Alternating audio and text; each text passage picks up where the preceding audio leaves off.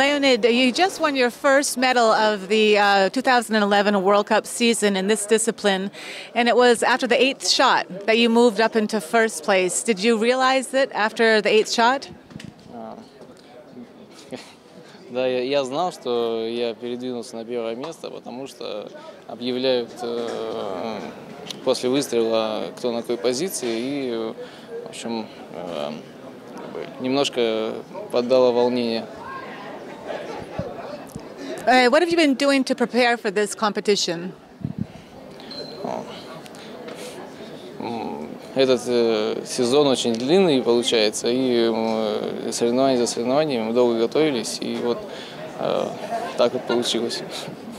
And with this great victory, do you have anything to say to your friends or family at home? Да, я бы хотел передать привет домой. Надеюсь, это видео посмотрят. Передаю привет и скоро вернусь.